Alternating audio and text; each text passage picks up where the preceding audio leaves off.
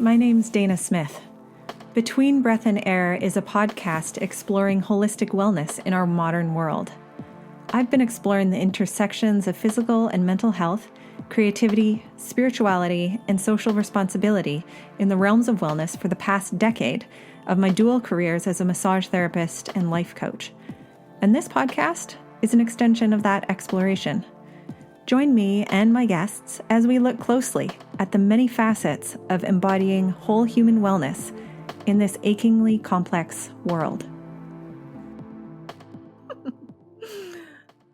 If you're looking for practical creativity for big ideas, then Dr. Marion Piper is your go-to gal. As a creativity coach and copywriter, she supports multi-passionate creatives to embrace the juggle so that they can share their world-changing ideas and art with confidence and passion. Marion believes that creativity has the power to save us over and over and over again if we're willing to transmute our pain into purpose. Post-traumatic growth is possible, and you can spiral up from life's big challenges and setbacks using, spoiler alert, creativity. Having traveled the world and completed a swag of degrees, including a PhD, Dr. Marion is here to inspire you to stop imitating everyone else and start using your own voice for real. So, hello, Marion. Let's talk about using creativity as a path to wellness. Oh man, I didn't even it's such a ripe topic, and there's so much in it. And I think the reason creativity is such a powerful tool for wellness is, first and foremost, it puts you back in the driver's seat, right? So I often talk about it as creativity being, particularly for those of us that work in a field or in a job that demands we use our creative energy, that we put our creative energy to work for other people. And I often describe creativity as both the poison and the antidote in this situation, because it's a poison to us sometimes, because when we give too much of it away to other people, whether that's our clients, our patients, or even our projects, when we give too much away, it really empties our cup, and then we can start to feel things like resentment, and we can get really burnt out, and all those kinds of things that go along with feeling zapped and drained. But it's also the antidote. So the process, it's inherent in the process itself, are different phases that allow us to experience, I suppose, the empowerment and the joy of putting something out into the world.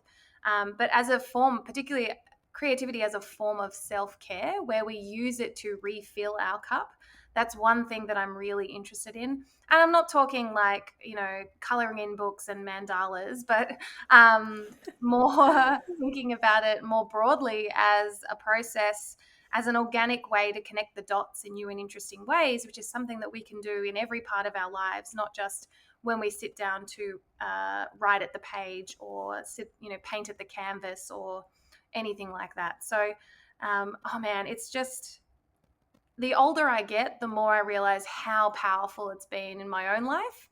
And I continue to see, when people invest just a little bit of time every day in their own creativity, over time, what that does to people's energy. So it's great. Love it. That's beautiful. I've always really admired your explicit passion for using creativity as a vehicle to reach wellness and to deepen your personal understanding. And that totally aligns with my own ethos as well. I live as a very creative person myself. And it is just so comforting to be in the company of somebody who's also rooted in that felt knowing of all the different ways that it can feel and look to live a creative life. And you bring so much of yourself to your work and to the world. And you model beautifully what it looks like to create and recreate yourself on your personal evolution so unapologetically. And it's absolutely beautiful to watch. I've known you for maybe 2 or 3 years now. And I've always just really admired the stand that you take for creativity as a tool and a vehicle to reach wellness, but also to help you sustain it as well. And that's something that I bet you could speak to is I've heard you definitely take a stand for claiming that absolutely everybody is a creative. And I know that this statement, because I've spoke to people about it, really makes a lot of people squirm. So what would you say to someone who doesn't believe themselves to be a creative person. Oh, this is so good. And first of all, thank you so much for such kind words. Oh, It's always it's always beautiful to, I agree, spend time with people who understand the value and the power of creativity, because I think the Western world particularly has had a really fraught relationship with creativity, particularly the kind of creativity that we normally think of when someone mentions the word, which is often the artistic kind of creativity. But creativity itself, I sort of see it as a process, a product, and a practice.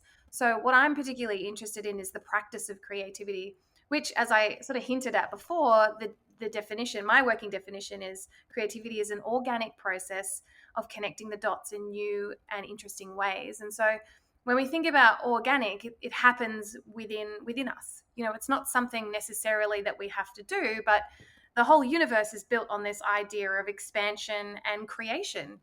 If you look back through history, um, you know, the world that we live in is an iteration of what we've built. And so the idea of creativity being just for artists or just for people who have developed an artistic skill, which I still believe anybody can do if they have a passion and an interest in it. Not everyone has an interest in, I want to put it in air quotes, being creative, aka, toiling in the studio or, going on tour as a musician. That's just one brand. That's one expression of the creative process. However, we all make very small creative decisions throughout our day, from the clothes we choose to wear, the way we talk, the way we interact with each other, what we decide to eat. And one of my favorite analogies for creativity in general is cooking and the chef. Like, that is the most beautiful articulation of the creative process. And because you're starting with an idea and you end up with something tangible. Essentially, that's what we're looking at.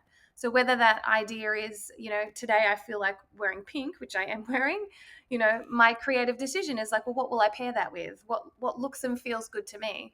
And so I think when we start to decouple creativity from this notion of artistry and the artist, for me, that's where things get really exciting, because then it blows open the definition of creativity as something that is not just about making things, but it is a way of being in the world. When we look at the world through the lens of creativity, we start to notice just how embedded it is in everything that we see, from nature to the buildings to the floor that we're standing on. Somebody created your house.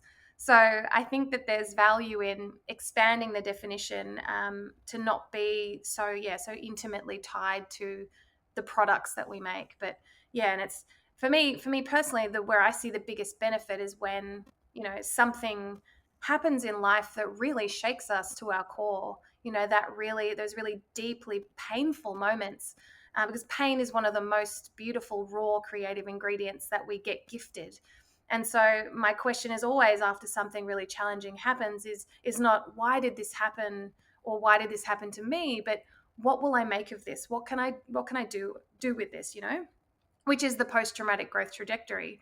And interestingly enough, when you ask that question, oftentimes what you end up producing is the opposite of the pain that you feel, which is why you see so many people who, for example, they maybe their partner or their parent, somebody has cancer and the person passes away, and then all of a sudden this other person, they have this renewed sense of energy for life, and then they go on to start a nonprofit to support breast cancer patients. That's a classic example of turning your pain into power, which is an incredibly creative moment. And so looking for those moments, looking for those opportunities to be creative, aka to just take something and turn it into something else.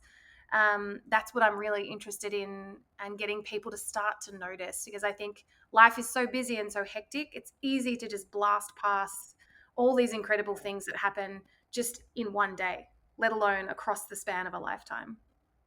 Mm. There's so much in that. I I just want to savor all of what you said for a moment. Wow. Yes, to all of that. I'm really interested in knowing more about the post-traumatic growth work that you've studied deeply. And Mm.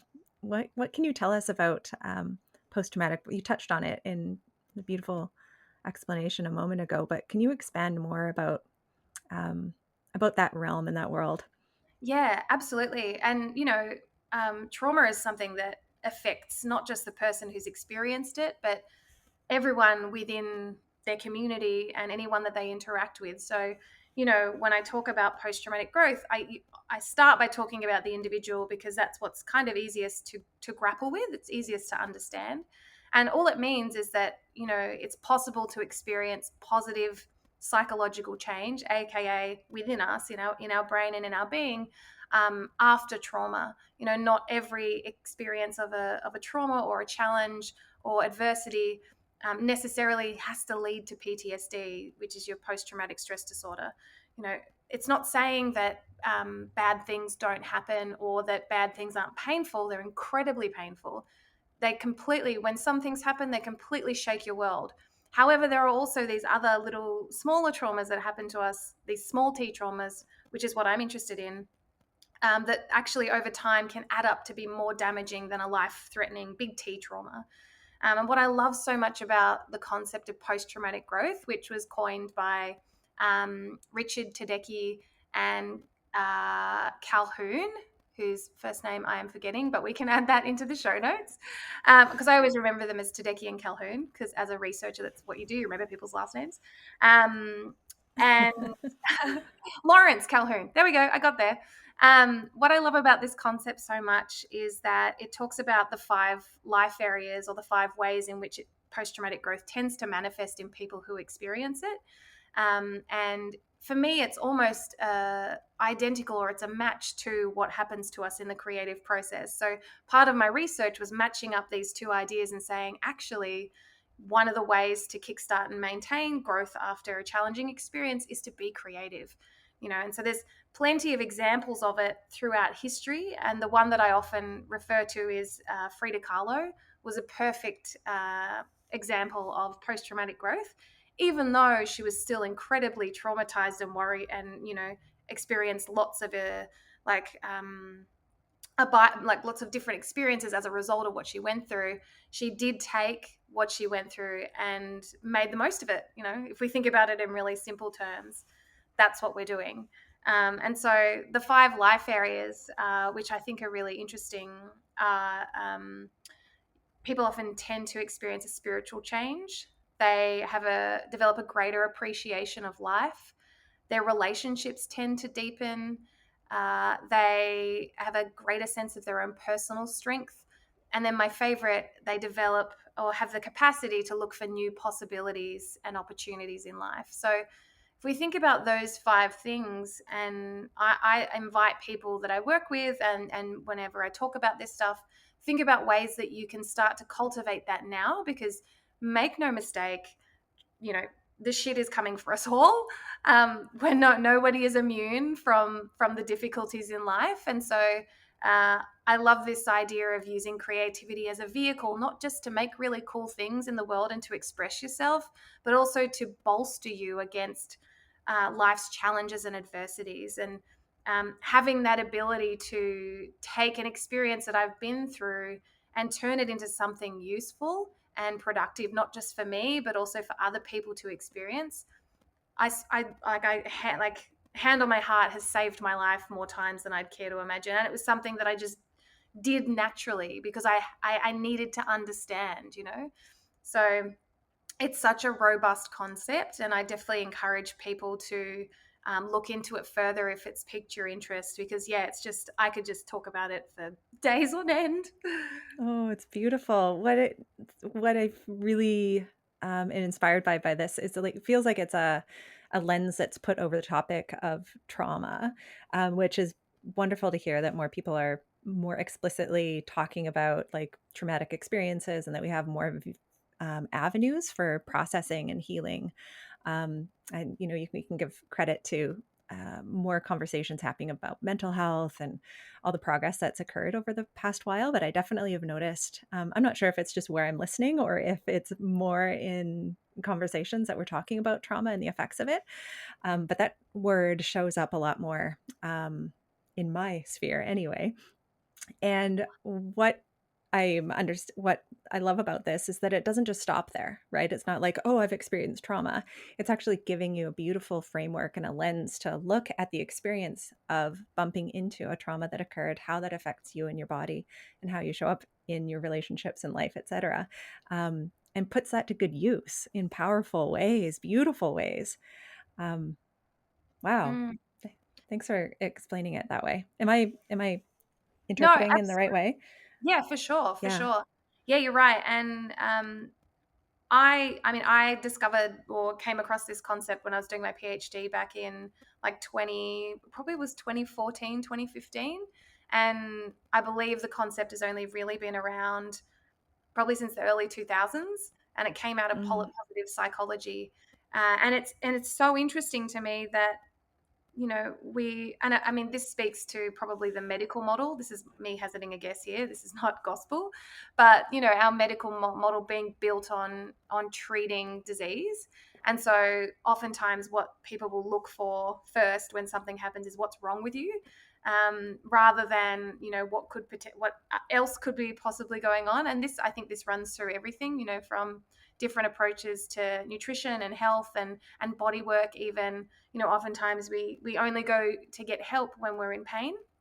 But what I love about post traumatic growth is that it offers us another opportunity to kind of go, okay, I have agency here, regardless of whether I'm going through something painful or not.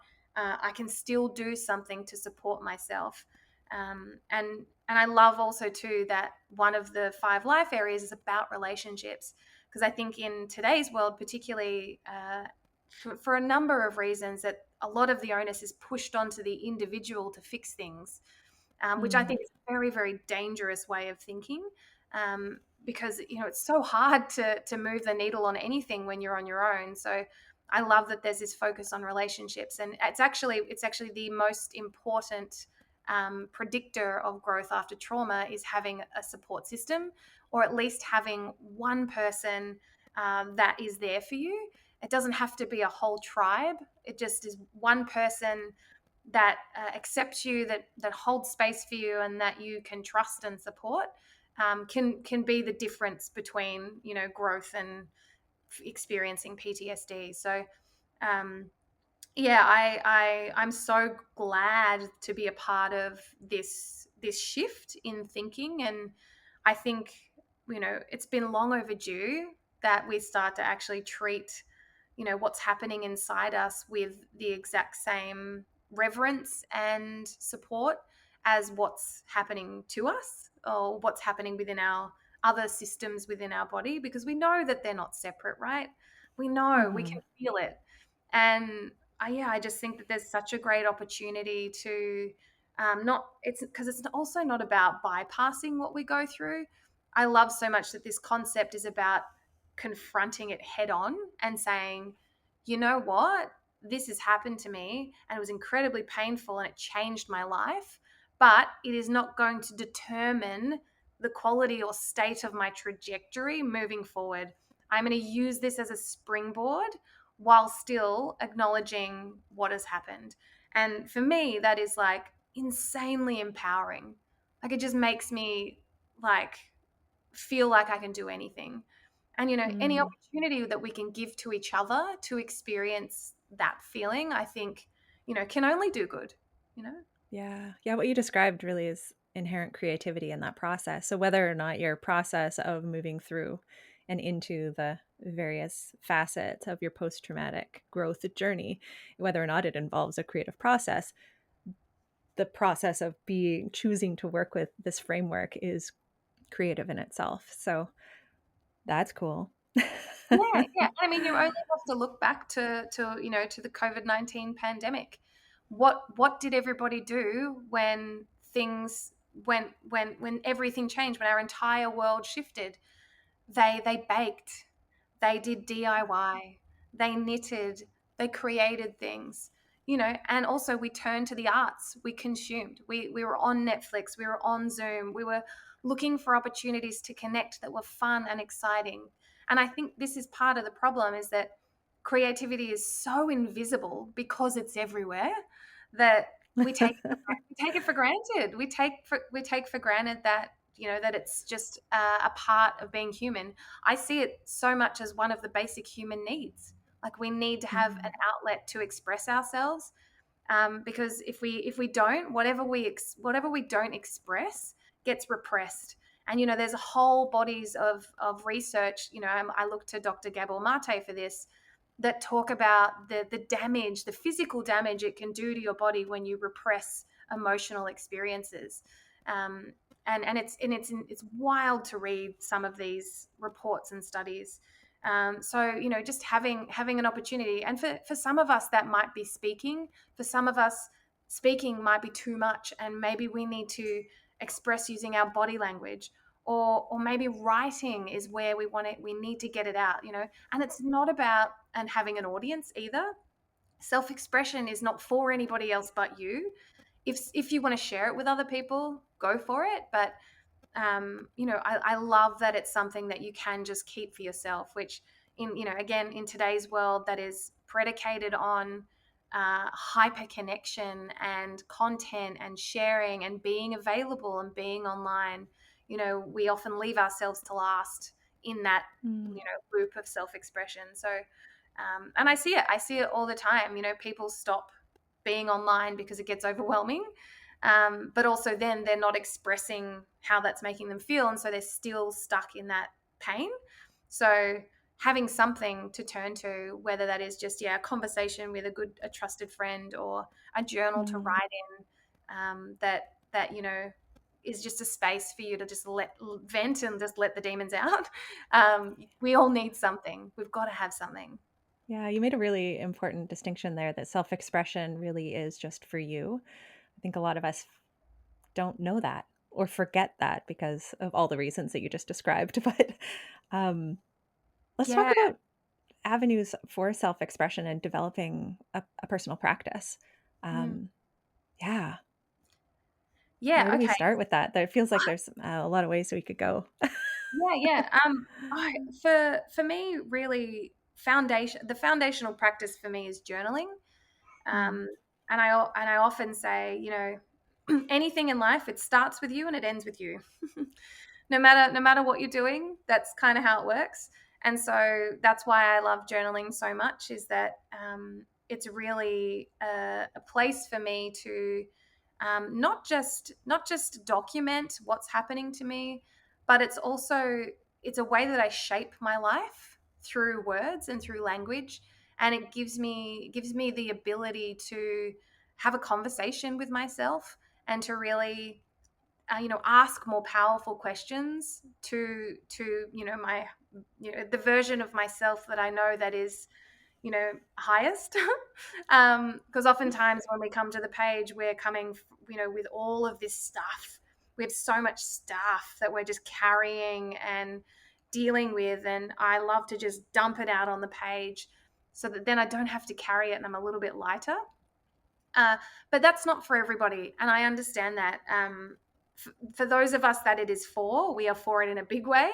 But there's also other ways to do it. You know, you might be more visually inclined. So for you, maybe keeping a visual journal is better, where you draw, or you collage, or you take photographs and you stick them in. Or, you know, maybe it's a mixture of the written and the verbal, and it's just this, you know, evolving conversation between words and images that happen to represent how you're feeling.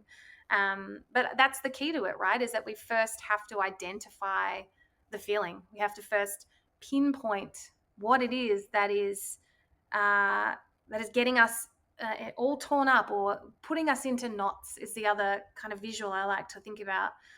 Because if we can pinpoint the feeling that we are feeling based on what's happening in our life, and then we can, if we also are able to articulate how we really want to feel, then we can start to ask ourselves questions, or we can start to explore and play and experiment with what those two opposing feelings might look like.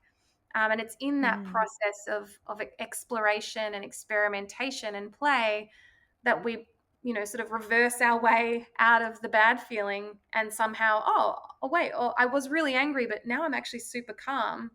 And Mm. one of the scientific facts that I love that has been shared around a bit is that apparently it takes about 90 seconds for an emotion to pass through us. So particularly the really intense ones feel like they keep going, but it's often just our brain kind of holding on to it. So if you can make it through the first 90 seconds of an experience, or of a feeling coming up, you've got a really good chance of not holding on to it and not repressing it. So this is why I sort of encourage people to start with journaling and language, because if we can articulate it, if we can give it a name, we start to externalize it, and we don't over identify with it, because that's often the problem, Mhm. right? Is that we think, not I am angry, we think I'm anger. We start Right. to really become it, and that's where it becomes dangerous, is when we over identify with an emotion, and really like run through it. However, on the flip side of that, I love to be an emotion. I love to embody positive emotions. So, and that I feel we have a little bit more agency of over to be able to explore. What would being like, the question that kind of guides my life is like, what does it truly mean to live a fully creative life? What is that emotion? What does that feeling feel like? It's not going to be, all rainbows and unicorns, but um, like if I start to live into that question, if we live into the questions we ask ourselves, life gets a little bit more interesting. It's a little bit more Sure. interesting. Sure But also, does. yeah, there are so many other ways you can express yourself from. You might be somebody who loves to do things for other people, and maybe your self-expression is caring for somebody else. Maybe it's more on the side of like encouragement and support. So perhaps, like for you, the way that you express yourself is by showing up, and which is also equally valid. Cooking, mending, Mm. cleaning, arranging, organizing, fashion, clothing, hairstyle, Mhm. um, you know, anything that you can do to represent what's happening inside of you, um, and shift the needle and get that stuff out.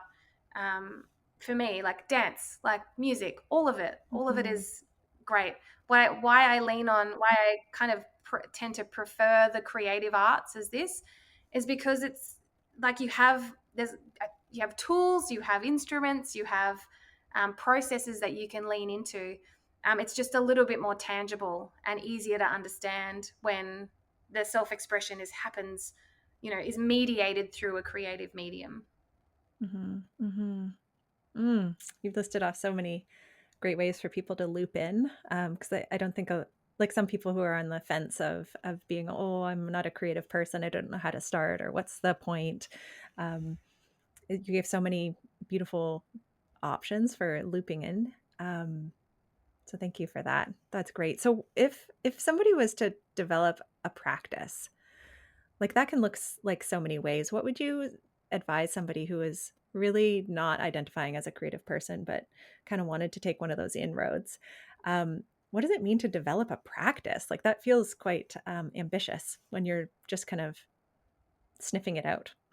Oh, for sure, for sure. And it makes sense, because a lot of the kind of the dominant narrative around self-expression and creative practice is the high arts, which are very intimidating. Very, very intimidating.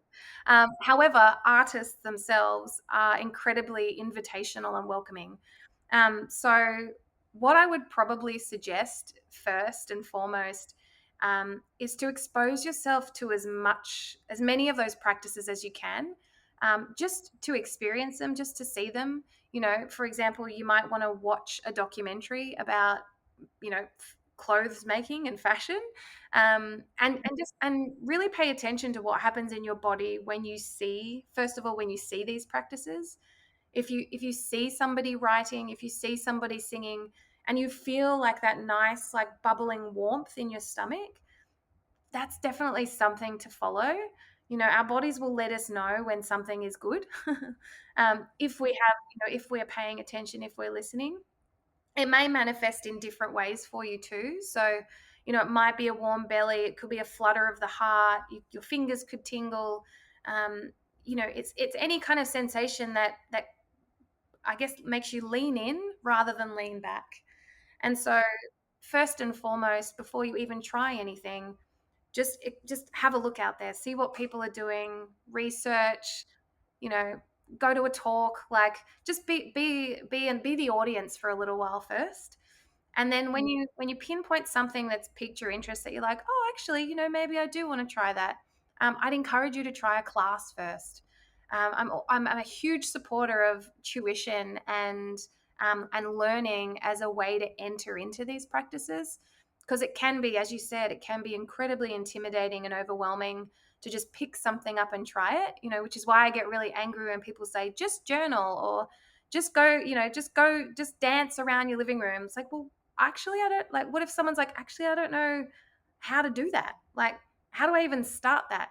So I think if we any opportunity we have to take tuition, and even I suggest this to my creativity coaching clients, is if you are creatively blocked, you probably need instruction right now, not to be the one leading.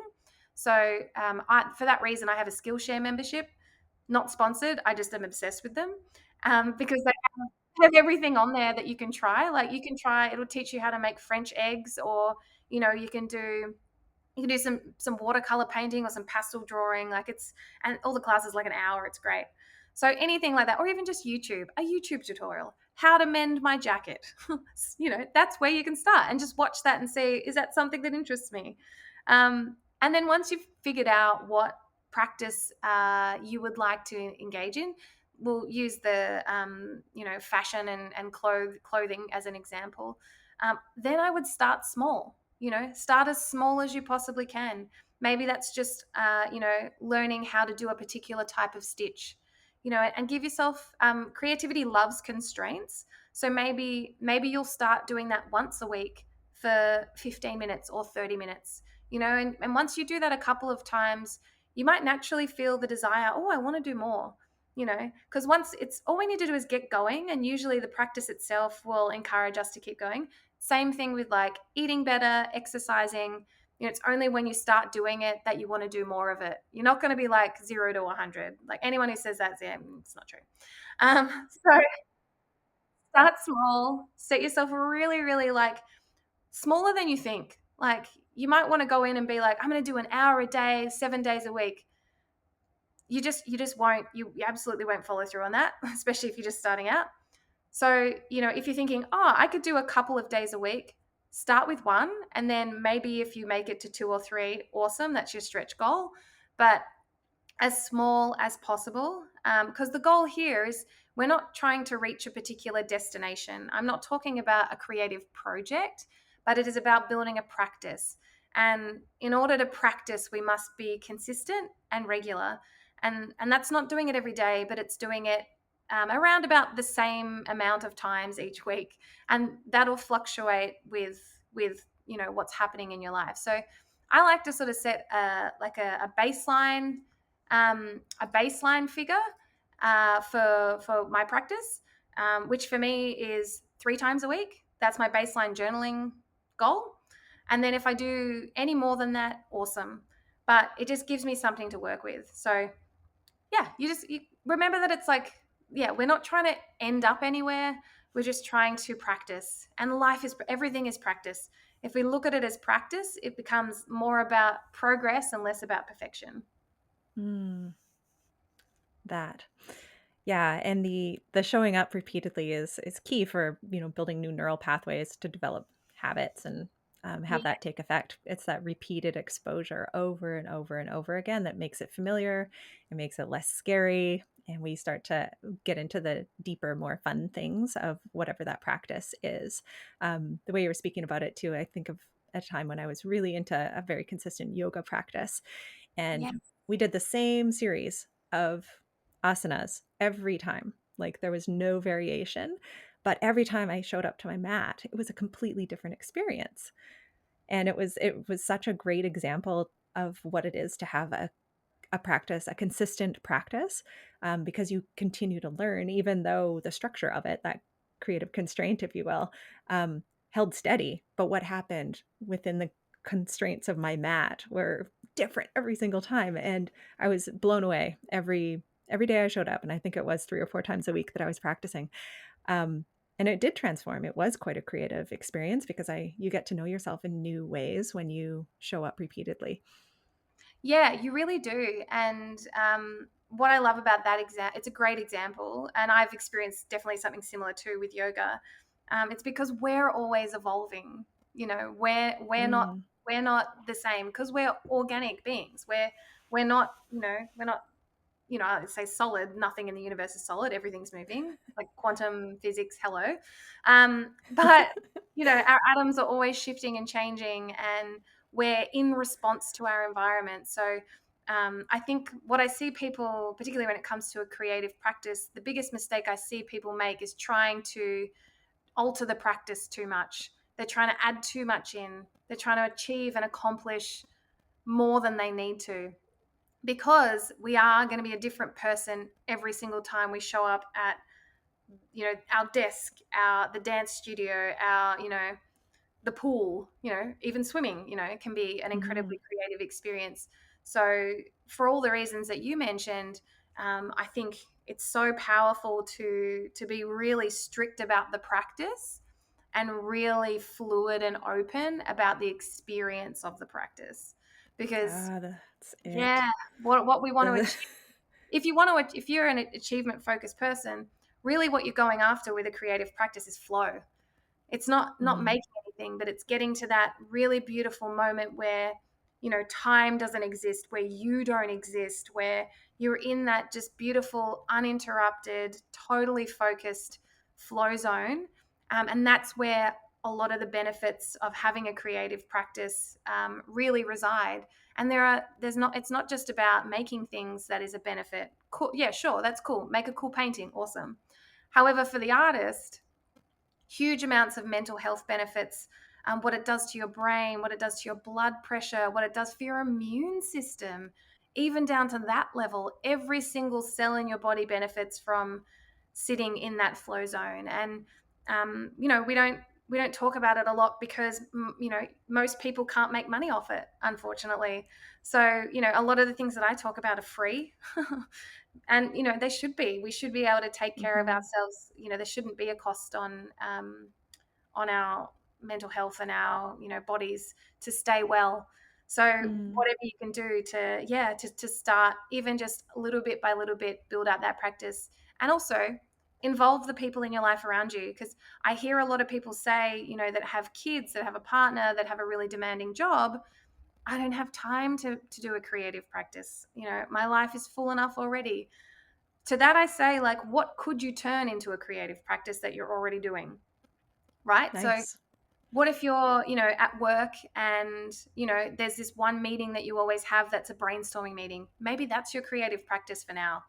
Or maybe your kids, in the morning, they like to draw while they're eating breakfast or whatever. What if you join them?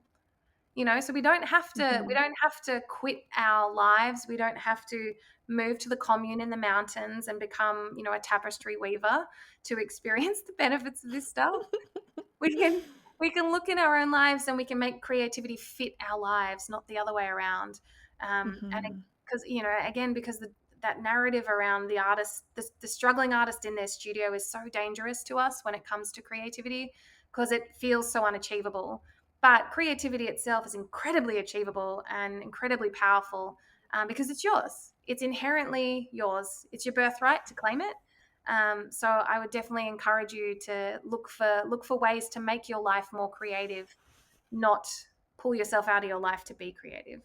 Love it. Love it. I'm all a big proponent of, big supporter of micro practices also, because again, looking at from a neural pathway, neuroscience and a neural pathway perspective, the more often we make that shift from one brain state into the other, particularly if we're trying to develop a new habit or a new way of being, if we can drop into that brain frequency in little ways throughout the day, every day, we're going to have a greater chance of being able to go there on command when we want to.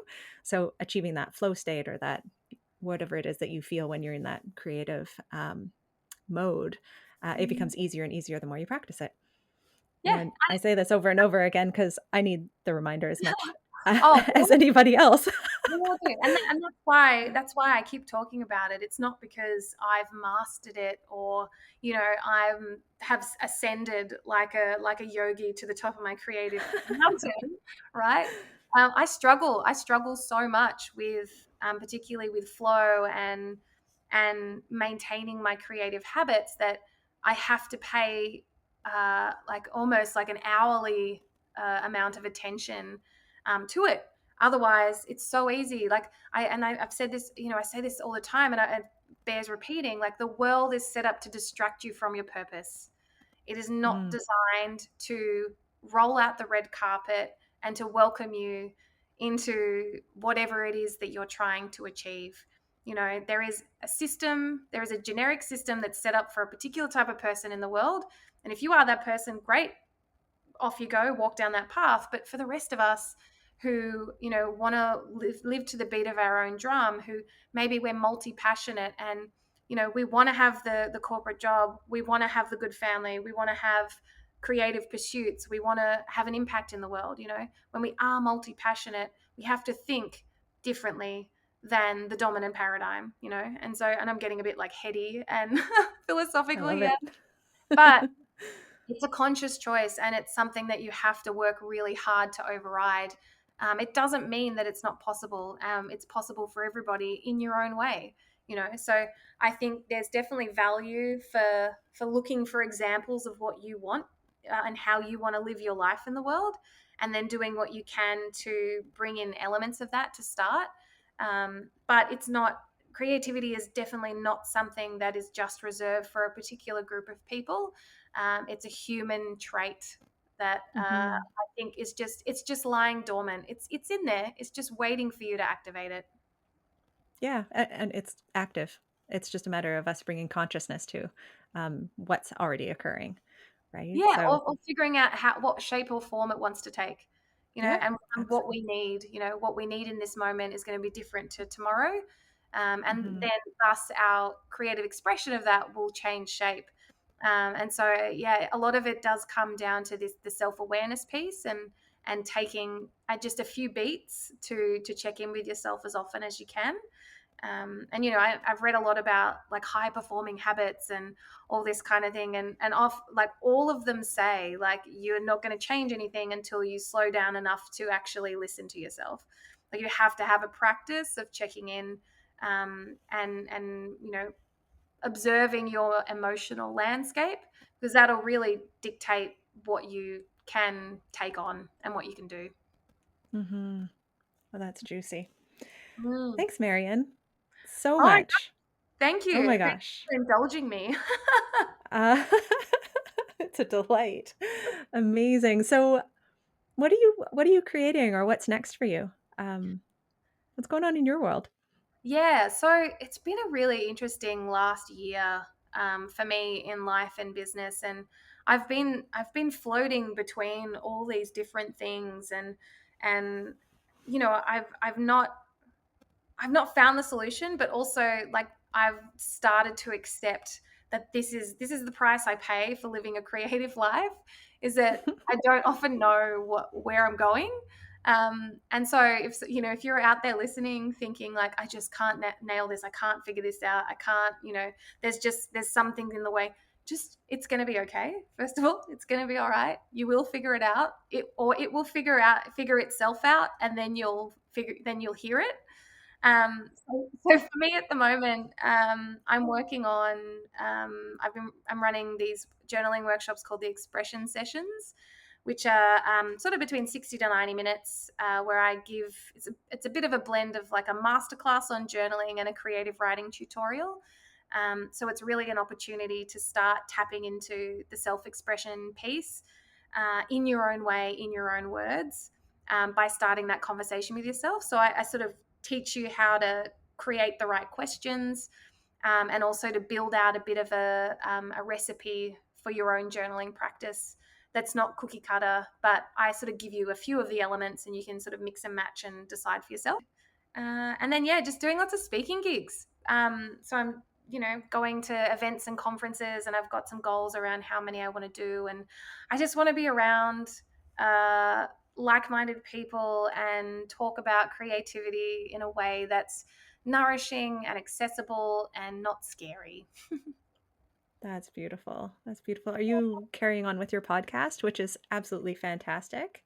Yes, What it's doesn't been, kill us? yeah, what doesn't kill us? Yes. Had a bit of a hiatus as I've been doing a lot of traveling over the last sort of 6 months. But yeah, it's getting a reboot shortly. And yeah, it's where really my little corner of the internet where I get the opportunity to talk about post-traumatic growth and creativity and the things that don't kill us and what we do with them. In line with that, I also have an awesome Substack called The Creative Urge, which you can see all this stuff on my website. It's all listed on there, which is marionpipercreative.com. Plug, plug. And Well done. You're yeah, and I'm looking to your like, writing in that space is so inspiring. I've look forward to every time you pop into my inbox and I go and devour it. It's oh, yeah, thank highly you. recommend. Subscribe Yeah, people. I really don't hold back. So it's not like fluffy advice or like really generic tips. Like I will pull the junk out of my life and find a way to make it turn it into something valuable for you. But yeah, I'm really looking forward to growing that community because we need to have these conversations more. And we can't wait for like Mental Health Awareness Month. It needs to be something that we're doing every week, and keeping each other, supporting each other, keeping each other accountable, and yeah, and just because that's the thing, right? It's a practice, so we gotta keep our eyes on each other and do what we can to make sure that we keep going. That's the goal. Is Mm. really, it's just like I just want to keep going. That's fantastic. Simple. I'm with you. One foot in front of the other. One day at a time. And Yeah. honestly, like the question I ask myself about literally everything is like, what's the next logical step I can take right now? And then I focus on that, because if you look beyond that, oh Lord, like life gets like, whew, she's spicy. She gets too spicy if I look beyond that. Yeah, I easily get overwhelmed also. I can relate. I just freeze Yeah. right up when there's too many options. Yep, Yep. absolutely. Yep. Yeah. Oh, That's fantastic. Yes, that's great. That's just a lot of different beautiful directions. I can't wait to keep in touch and keep watching how you grow and expand and keep providing opportunities for us to loop in yeah. because you're Oh, brilliant. absolutely. Yeah. And likewise, like, anyone listening, my DMs are always open. So if you've Mm, heard something today that you want to learn more about, or you're keen to work together in a few capacities, please hit mhm. me up. I'd love to. So thanks for having me. This has been just a delight. Absolutely. Thanks so much, Marianne. We look forward to having you back, hopefully one day too. Literally anytime.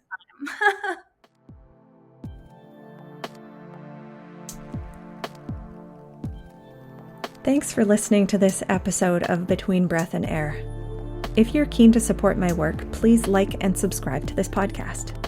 And if you'd like to be the first to know about other stuff I'm up to, hop over to my website, danasmithwellness.com, and subscribe to my love letter so I can visit your inbox a couple of times per month. So until next time, let me ask you this. During this one wild and precious life, how will you use your time while your breath is not just air?